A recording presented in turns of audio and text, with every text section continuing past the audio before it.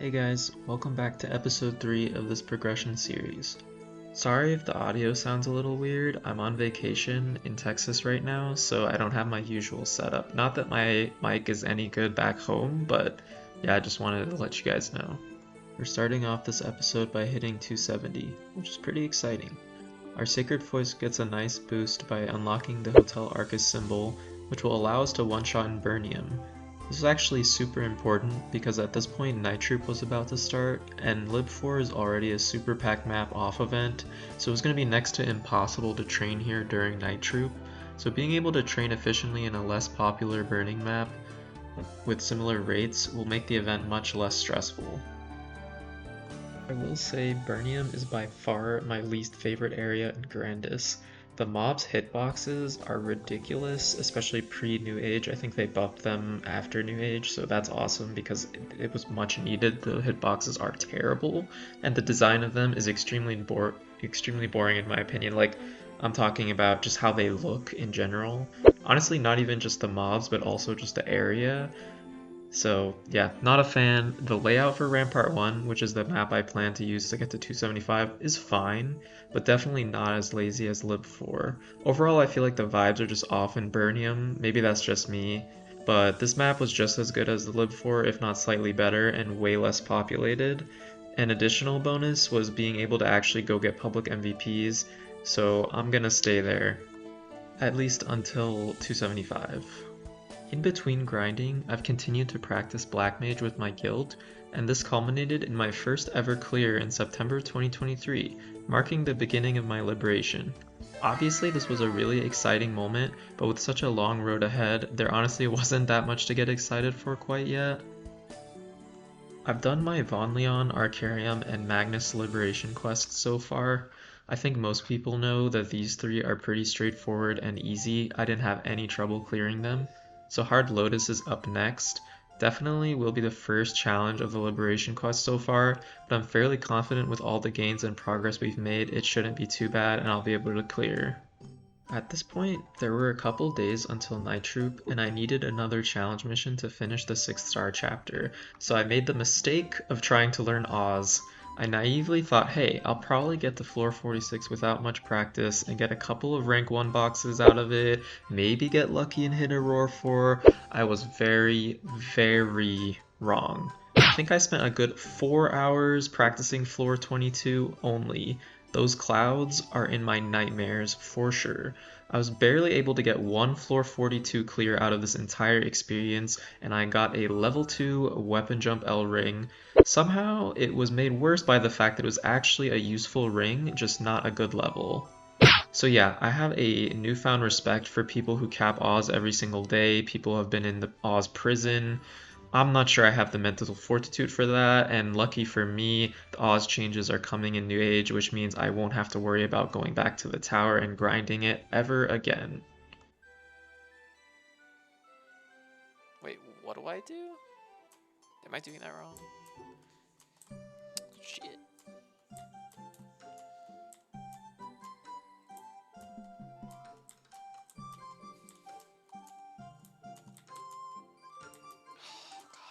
Oh god, oh god.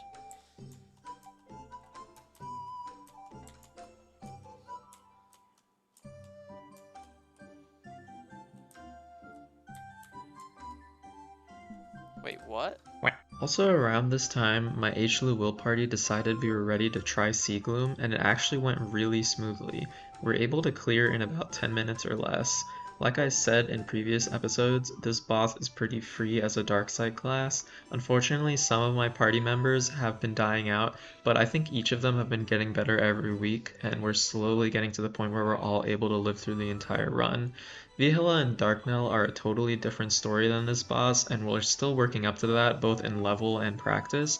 And in the meantime, I'm lucky enough that I have some friends that are able to carry me, so I can continue to not get any arcane box drops. Test soon. Bro! Bro. Ain't no way Simon died as well. Wait, this is the one time I decide to stream our run and we are just trolling hard. Before I go over my BA and future stuff, I wanted to also show off a culver, which I know I haven't yet in this series. We're actually pretty close to 3k with no buffs. I don't think many significant gear gains were made in between now and the last episode, but symbol upgrades here and there, and maxing the rest of my nodes like Goddess and Last Resort, all these things added up to my BA going up to 50 bill a second, which sounds like a lot, so I might be misremembering something else that changed since the last episode. But regardless, it's pretty cool how it's consistently gone up about 10 bill a second from every episode up to this point. I wish I could say I planned it out that way, but that's actually not the case. We'll see what happens in the next episode. So Night Troop finally came around and I grinded hard. I essentially capped activations, which took roughly 3 hours for me, every single day for 3 weeks. It was definitely not sustainable, but the EXP was absolutely insane. Even though I was 270, I was getting about 20 to 22% per day. Night Troop is OP, that's pretty much all I have to say on that. So after those 3 weeks, I reached 275. I didn't think I'd reach this goal so quickly. When I was originally writing the script for these progression series videos, I didn't even have 275 in my first 5 episodes, so it feels great to have gotten this far and unlock Odium.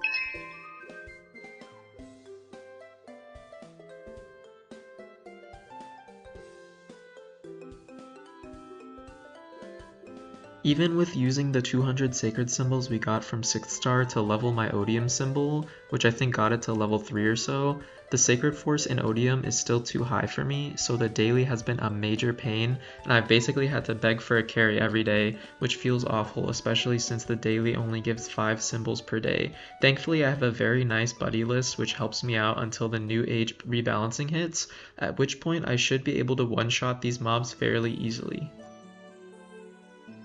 After hitting 275, I used the remaining week or so of Night Troop to work on Legion.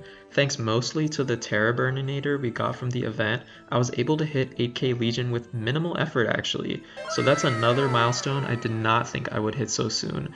Honestly, 6 months ago, I legitimately wasn't sure I would ever hit 8k. That is true, I actually was considering just not going for it. Turns out, if you stick around the game long enough, the bonk pots start to add up. Like, I don't think I really spent that much time actively training Legion throughout my reboot career.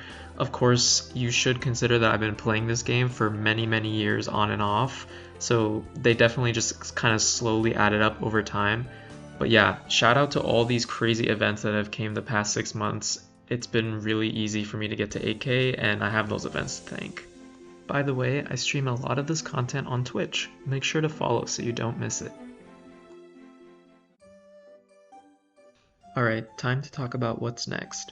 Now that I've hit 275 and 8k Legion, I don't have any remaining goals that I wanted to achieve pre-New Age. There's a 5, 10, 15 soon, but I'm going to skip that to save for the cube sale and shining events that will happen around when New Age comes out. The next goal for this character is definitely soloing all bosses up to Black Mage. It would be cool to achieve that before 6th job. I'm not gonna really sweat for that or off event for that. I'm definitely just gonna save, but I am keeping that in mind as something that would be cool to achieve. So I'm probably gonna give that a go right before the patch hits. If anything, they'll be min damage clears, so it's going to take a bit of practice. I'm debating if I'll go back to Limina to farm familiars for a bit, and maybe I'll work on improving a couple of my boss mules and prepping my hyper burn, which is going to be Mercedes. The one thing I've decided not to do is grind EXP. While I get that the reboot EXP nerf is massive, I'll be farming Grandis for 6th job materials regardless. So with that and the buff to dailies EXP, I plan to slowly work my way up to 280 and beyond. I'll still be grinding just after New Age, so a little bit of a buffer period right now. That's it for this episode. If you enjoyed the video, please consider liking and subscribing. I'd really appreciate the support. See you guys in the next one.